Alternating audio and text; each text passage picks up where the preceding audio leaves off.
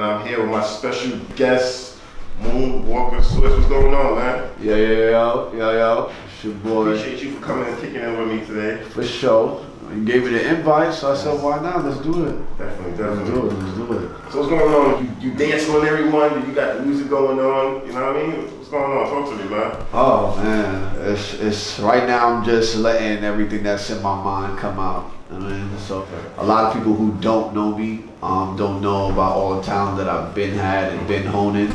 But for the people who do know me, like as far as put myself out there, they know the dancing side, the promoter side. They know like me for being outside, honestly. So you also a promoter? Yeah. Okay. But at the same time, it's like when I really pay attention to what's going on as far as the promoter game goes, I'm waiting for myself to really reach a platform where I can really showcase that. I mean, I'm doing it now based on how I promote myself. Okay.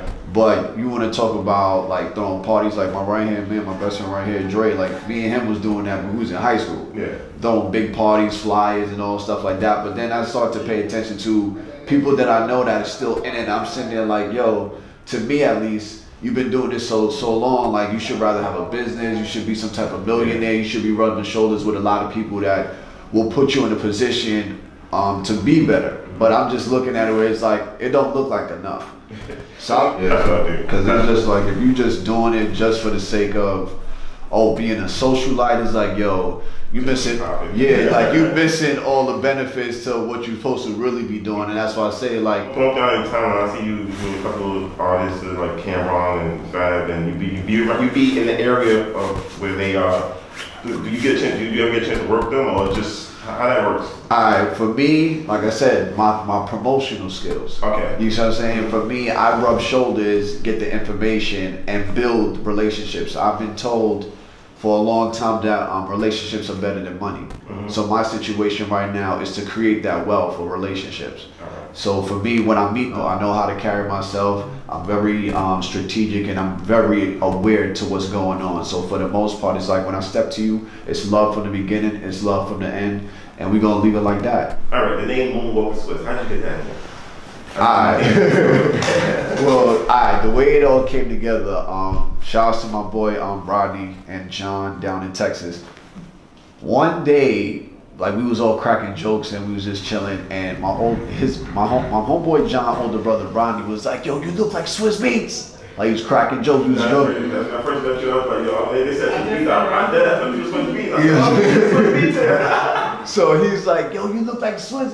And then I fought it for a long time because my whole MO was like, yo, I don't look like him. Like, yo, I look like my dad. Like, no, I'm my own man. Like, stop calling me that. But then it trickled down from him to, it's not to say he possessed the world and told the world to say, yo, I look like Swizz. The more and more I start to go outside, it was, yo, you really look like Swizz Beatz. Like, and Swizz Beatz was like pretty much just fresh on the scene. Before Swizz Daddy came, I used to have a chipped teeth.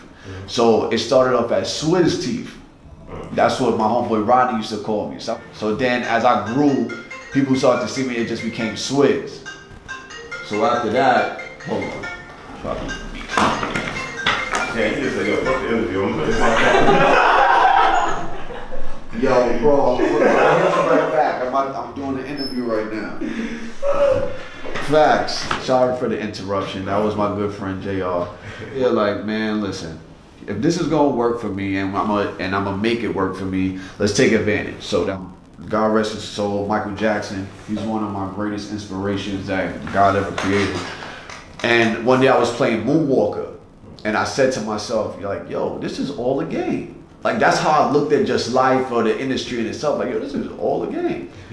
So then it just popped up on the screen, and I'm like, that's it. Moonwalker Swizz. And it was just after that. How long have you been dancing? Since I was kicking in my mother's stomach. Oh, man. So let's say, when I was in high school, used to like spit, have my bars and all that. And then, let's say, yo, I want to take this serious. So shout outs to the whole DBL movement in Long Island. One day we was spitting on his block. So I was like, yo, I'll chew your man. What's good? So bring Helicopter over here. So Helicopter went to school with my older sister. So he brought him on the block. And to me, the only reason why he did better than me, because he had more raps than me. It wasn't because, oh, son is really like killing me bar for bar. You just had way more raps than me. It was just like, oh, all right, cool. So then he invited me to his crib, and they had the studio at the house. So over there is where I start to hone my skills, because there were other MCs there. And when I came out the booth, my homeboy Sha, I believe his uncle was like, yo, like you killed that verse. And it was one of those feelings where it's like, yo, damn, like I'm really, really good at this. But I'm in the studio was when I was living in Florida. I lived in Florida for 2 years in Orlando, yo. But it wasn't until I got back to New York where it was like, all right, let's really get it, really take this serious. So now I started to really hone my craft on my own, especially when I went to Cali for 5 years. So you talk about, I'm really making sure where it's like, if I ran into another MC or something like that, it was like what I did with Helicopter. I will never allow another MC to have more raps than me. And then at the same time, it wasn't even just about having the most raps. It's like having the most impactful ones at the same time. How you feel about the industry right now compared to how it was before? I know it's a big difference. Everybody say hip hop is dead. I don't think hip hop is dead, but I mean, hip hop is at the top of the food chain right now because of streaming and everything else. Like, these are the numbers. This is the status of where hip hop is. But at the same time, I mean, for what's going on now, it's a very toxic environment. I don't really think like this new generation of rap. I actually don't call it rap or hip hop. I think it needs its own genre because it's not really rap to me. You know? I mean, at the same time, I agree, but I disagree because these kids know what they're doing. They know where they're coming from. So even though they'll go on their rants and say, oh, we doing this, we doing that, at the end of the day, you was watching another rapper, you got inspired to rap, and whether you're mumbling or you just saying some real stupid stuff that has no message, no substance, overall you're rapping. And granted, the older generation might say, yo, that's corny, that's whack, and it be truthful, but at the same time, I believe you still need to find the time to cultivate these young men and women to be better if this is what they're gonna do. Because at the end of the day, for this whack stuff, these kids are making a lucrative amount of money. Yeah, I think it's easier right now in the rap game than it was back then because you got the streaming. Like, all you gotta do is put a video or put it on a site and people go 1, 2, 3. And you there, like that's it. 1, 2, 3. Back then, you didn't have that. You gotta really go out there and grind and give your mixtape out, give your tape out, people was leaving really videos. That's the part I like. The grind? The grind. I ain't gonna hold you because to me, it's like I like doing the groundwork. I like really traveling and going to these places, these events, like a South by Southwest, go to the A, go to California. And not just for the sake of, yo, I got a song out, but it's like, y'all really wanna be in these places. I really, like I said, the building of the relationships. Some of these kids who are coming up, these kids are just getting their money off 1 or 2 songs and saying, yo, middle finger to the rest of y'all, like who care? I don't need y'all to be hot because they found the avenue to really get it popping. Alright, so as far as like, are you working on a tape or what's going on? Yes, I got a tape. I got a tape dropping come the spring. It's a 2-part mixtape called Mine, and the whole story to Mine is pretty much the takeover of New York City. You know what I'm saying? Just letting everybody know that now, wherever you're at.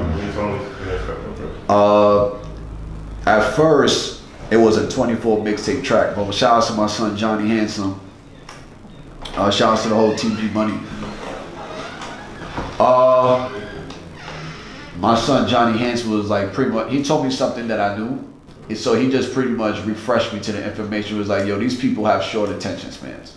So it's like, yo, give them 12 on one mixtape, give them 12 on another. So pretty much, I broke it down, 12 here, 12 there. But it's, so, yeah. So, and it's very motion, like how a lot of times I write my music is very motion picture like. So a lot of times it's like, what I like about my music is something like somebody like Irv Gotti's doing right now, where he's taking the music and making movies out of them. You can literally take my music and write full-length scripts. Like that's the thing I like about my bodies of work. You can literally like paint a picture. You just write a script and just, oh yeah, shoot that. So do you have like songs for everybody, like females or everybody? Everything? No, everybody. Everybody. I'm not wasting no time. Like that's my ultimate goal, to always have music for everybody. Because one thing I know for sure, two things I know for certain is, shout out to MC Hammer. One thing I learned from him was the fact you can't please everybody. And I remember when I put out my first mixtape called Just Wanted to See and Hear Your Reaction, like everybody had a certain song they liked. And I was like, granted, you might find people who will like your whole body of work. I found people like that. But then overall, I was just running to people who say, y'all like this song. Yo, this song was fire. Yo, Swizz, you know, that song touched my heart type of situation. So overall, I do keep people in mind when I make music. But at the same time, I'll be like, yo, listen, let me just express me.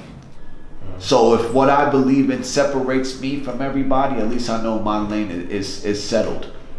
The only thing I have to do in my lane is continue to be great. So if someone is throwing stones over here because I said something in my rhyme, okay, it's all good. I'm like I said, I'm not backing off what I said, and it's not like I'm throwing shots. Anytime I put something in my music and it say I'm talking about somebody, yo, you put your life out there in public. So I used you as an example to explain to the rest of the masses of probably what to do or what not to do.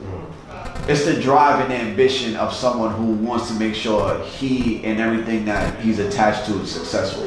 That's the whole idea, to show you that New York is literally about to be mine and in the palm of my hands. And with me having this type of power, it's like, I won't stop people from blossoming. I'm not into that. But overall, just know that when I'm in charge, you're gonna see a lot of stuff around me be fruitful throughout the city and abroad.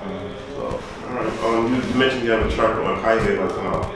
Yeah, shout outs to Kaya Baby. I reached out to her the other day. The same thing. I knew Kaya since GX. I knew Kaya since shout out to my DJ G Money.